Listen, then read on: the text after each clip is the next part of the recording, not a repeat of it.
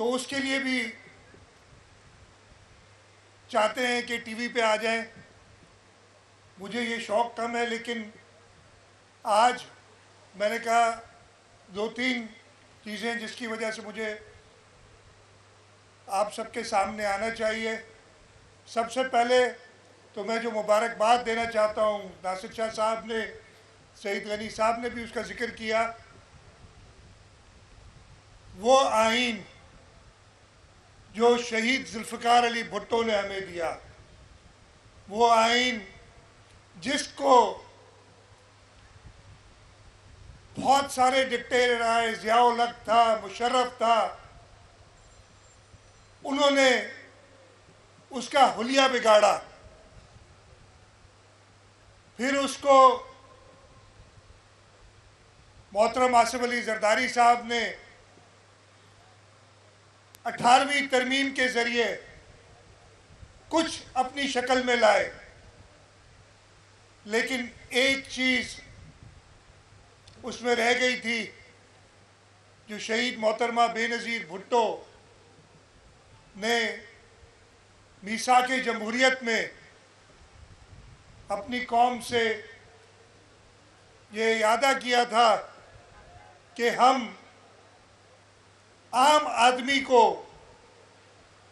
जो उसकी अमन अदल की जो उसकी ज़रूरियात हैं उसको पूरा करने के लिए अदलिया में तब्दीली लाएंगे, इसलिए कि अदलिया का सारा टाइम तो लगा देते हैं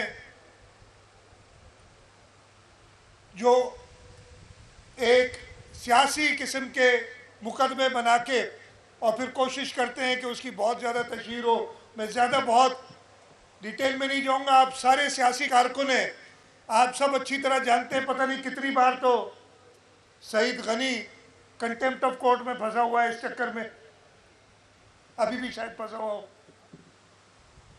तो शहीद मोहतरमा बेनज़ीर भुट्टो ने 2006 में ये महसूस कर लिया था कि अगर अदलिया में इस्लाहात नहीं लाई जाए तो हमारे मुल्क आगे तरक्की नहीं कर सकता।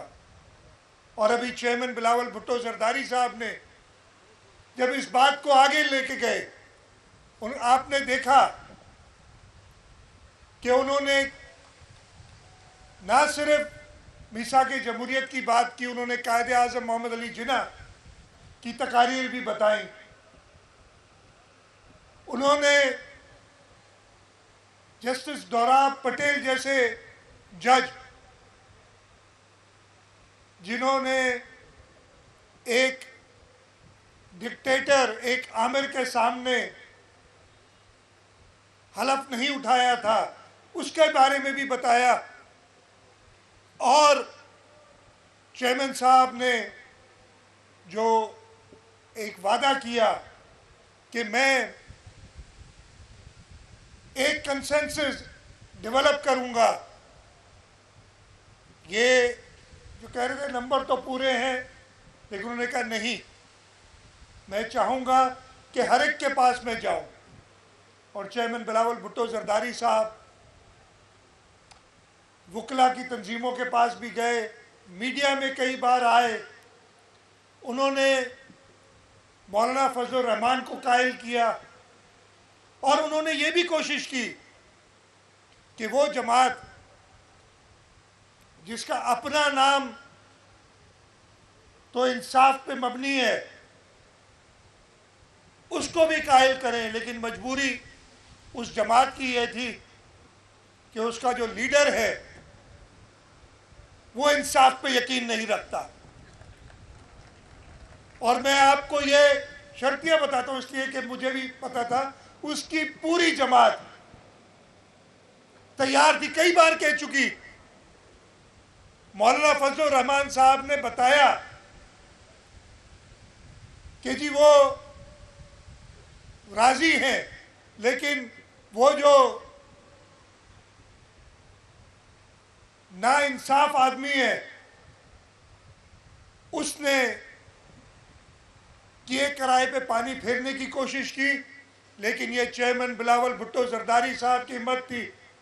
और मैं इसमें मौलाना फजलुर रहमान साहब का जिक्र भी खास तौर पे करूँगा कि उन्होंने सबको इकट्ठा किया और ये तरमीम, चाहे आप जो कुछ भी कहें, इसलिए कि वो जो 80-90 लोग थे वो भी राज़ी थे। एक शख्स जो इस वक्त मेंबर नहीं है असेंबली का, जो किसी जमात का सदर भी नहीं है, वो सिर्फ राज़ी नहीं था, उसमें वो मजबूर थे उसके आगे।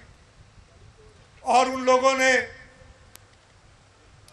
ना चाहते हुए भी बायकॉट किया, आए नहीं, कुछ लोग आए, जबकि वो रिकॉर्ड पे जैसे मैंने कहा मौजूद है कि उन्होंने कहा था कि जी हमें मंजूर है ये तरामीम। तो ये तरामीम जो हुई हैं, जैसे पहले आइन बना था 1973 में, जैसे 18वीं तरमीम जो 2010 में हुई थी, उसी तरीके से ये 26वीं आइनी तरमीम भी कंसेंसस से हुई है। वो सारे लोग राजी थे, एक जो मेंबर नहीं है, जो किसी जमात का लीडर नहीं है, वो राजी नहीं था, तो सिर्फ एक मुनर्रिफ था, बाकी सारों ने मुत्तफ़िक़ा तौर पे ये आइन में अमेंडमेंट्स मंजूर किए हैं। तो मैं आप सबको मुबारकबाद देता हूँ और ख़ास तौर पे आपको मुबारकबाद देता हूँ कि आपका लीडर, पाकिस्तान पीपल्स पार्टी का चेयरमैन बिलावल भुट्टो जरदारी, उसने इस मुहिम को लीड किया, वो सुरखरू हुआ और इंशाअल्लाह ताला इस मुल्क में अदल, इंसाफ और आइन की जब तारीख लिखी जाएगी तो बिलावल भुट्टो जरदारी साहब का नाम सरे फहरिस्त होगा उसमें।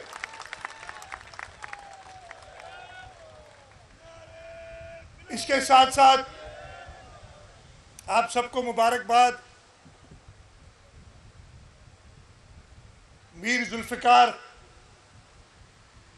इस दुनिया में आ गए और चेयरमैन बिलावल भुट्टो जरदारी तीसरी बार मामू बने हैं और सदर आसिफ अली जरदारी नाना बने हैं।